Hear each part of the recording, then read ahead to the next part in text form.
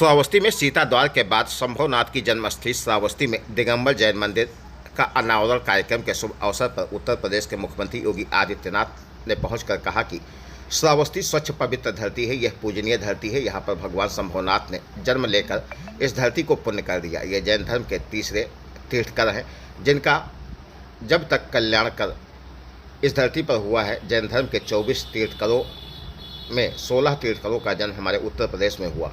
जैन धर्म और सनातन धर्म का अटूट संबंध रहा है। ये वो धरती है जो सूर्यवंश के राजाओं की राजधानी हुआ करती थी और इसका संबंध जैन धर्म से भी है।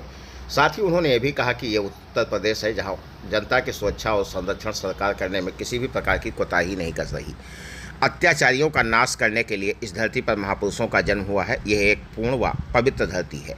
इस अवसर पर अध्यक्ष संजीव कुमार जैन, महेंद्र कुमार जैन, उपाध्यक्ष नवीन कुमार जैन, पीयूष जैन, संदीप कुमार जैन, सुरेंद्र कुमार जैन, अशोक कुमार जैन, स्वरूप चंद जैन, डिम्पल जैन आदि जैन परिवार के लोग मौजूद हैं, जिनकी मौजूदगी में यहाँ पर पहुँचकर प्रदेश के मुख्यमंत्री ने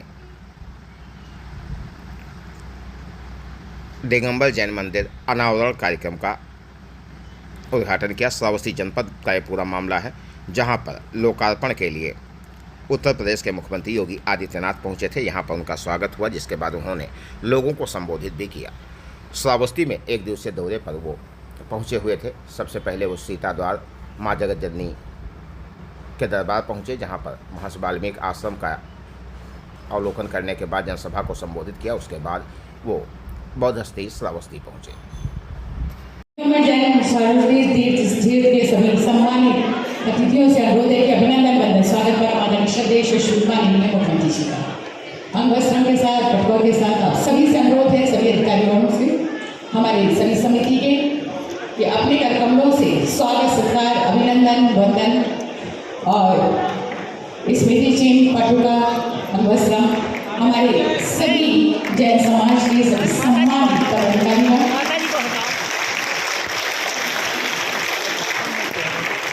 और बहुत बहुत धन्यवाद। और इसके पश्चात परम आदरणीय श्रद्धेय श्रीमानी मुख्यमंत्री जी को ससम्मान अनुरोध करते हुए सादर वंदित करते हुए लोगों की शांति में,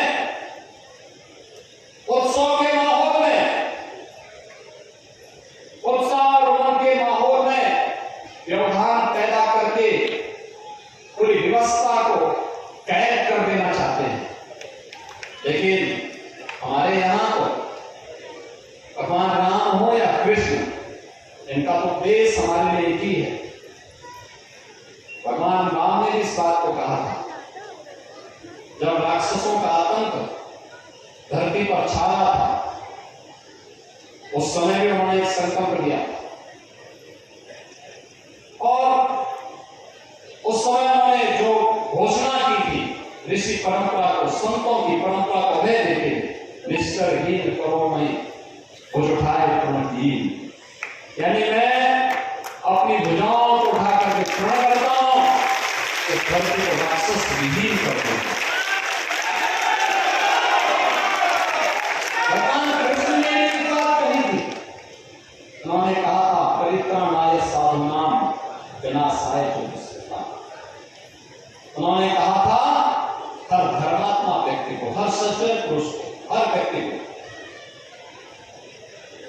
सज्जन शक्ति का संरक्षण करना होगा और दुर्जन शक्ति को समाप्त करना होगा, तब सृष्टि की व्यवस्था बढ़ेगी, आगे चलेगी। सज्जन शक्ति यही शक्ति है जो धर्म के पथ का अनुसरण करके, महापुरुषों की वाणी का अनुसरण करके, लोक कल्याण के पथ पर अपने आप को अग्रसर करके लगातार कार्य कर रहा है।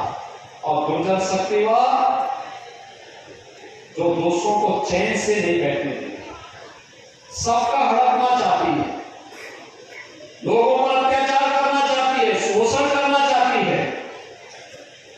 लेकिन अब ये नया भारत है और नया भारत का नया उत्तर प्रदेश अत्याचार, अनाचार, दुराचार, शोषण और किसी भी प्रकार के उपद्रव को बर्दाश्त नहीं करता। सभी उपस्थित बहनों और भाइयों और श्रावस्ती के हमारे सभी सम्मानित जनप्रतिनिधिगण, उपस्थित बहनों और भाइयों, जगत जननी मां भगवती का पावन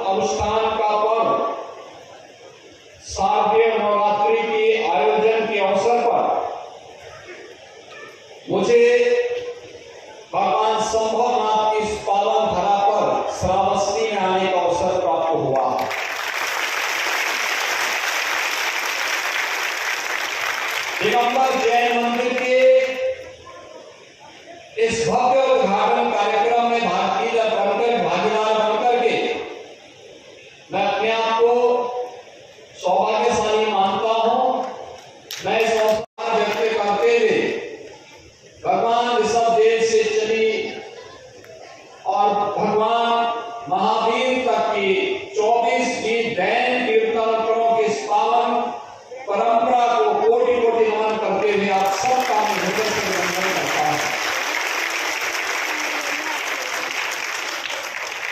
बहनों भाइयों,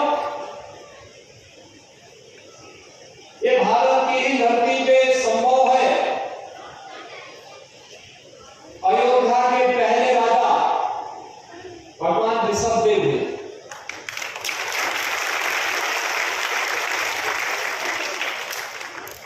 और भगवान ऋषभदेव से जो परंपरा आगे बढ़ी, उसी परंपरा में कई पीढ़ियों के बाद भगवान श्री राम का जन्म होता है।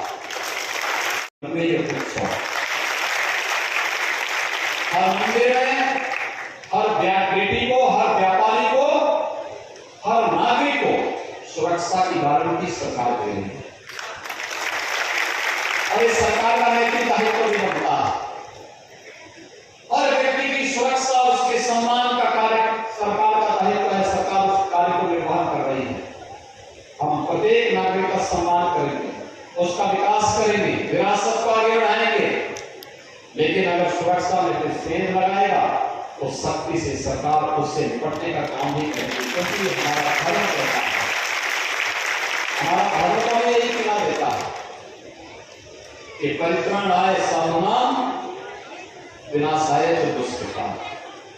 और उसी परंपरा के साथ आज मुझे श्रावस्ती दौरे के दौरान भगवान शंभोनाथ की पावन तपोस्थली पर, उनकी पावन जन्म की भूमि पर और उनके स्वयं के राज्य की भूमि पर इस पावन मंदिर में नमन करने का अवसर प्राप्त हो रहा है। मैं आयोजकों को हृदय से धन्यवाद देता हूँ। आप सबके प्रति अपनी शुभकामनाएं देता हूँ। भगवान ऋषभदेव की, भगवान ऋषभदेव की मंच पर उपस्थित दिगंबर जैन मंदिर के भगवान शंभोनाथ की इस पावन धरा पर नवनिर्मित मंदिर के आज के इस लोकार्पण कार्यक्रम में समारोह में उपस्थित इस क्षेत्र के, इस जनपद के जिला पंचायत के अध्यक्ष श्री ददन मिश्र जी, विधायक श्रावस्ती श्री राम फेरण पांडे जी, विधान परिषद सदस्य श्री साकेत मिश्र जी, भारतीय जनता पार्टी के जिला के अध्यक्ष श्री मिश्री लाल वर्मा जी, दिगंबर जैन मंदिर समिति के सदस्य ब्रह्मचारिणी शिल्पा जैन जी, श्री अमित जैन जी, काल में ही इस श्रावस्ती के राजा जिपाली के परिवार में उनके पुत्र के रूप में तृतीय जैन तीर्थंकर के रूप में भगवान शंभोनाथ का जन्म होता है। यह वही कहा है जो तृतीय जैन तीर्थंकर भगवान शंभोनाथ की जन्मभूमि के रूप में भी दिखा है।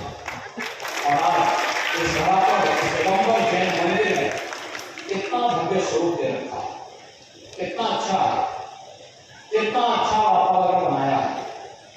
इतने सौहार्दपूर्ण वातावरण में इस मंदिर के लोकार्पण कार्यक्रम के साथ मुझे जुड़ने का अवसर प्राप्त हुआ है।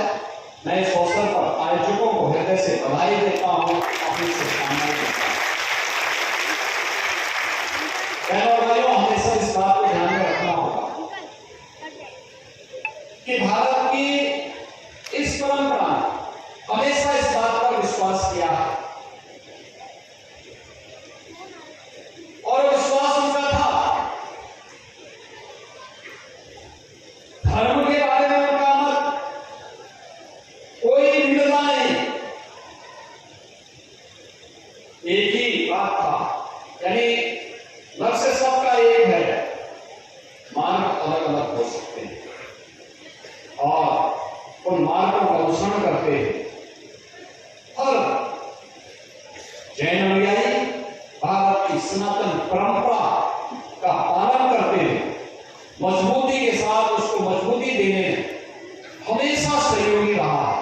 बड़ी मजबूती के साथ उसको आगे बढ़ाने में अपना योगदान देता रहा। भगवान सबसे अयोध्या के पहले राजा से प्रारंभ होती है व्यवस्था। जड़ भरत भी इसी परंपरा में है।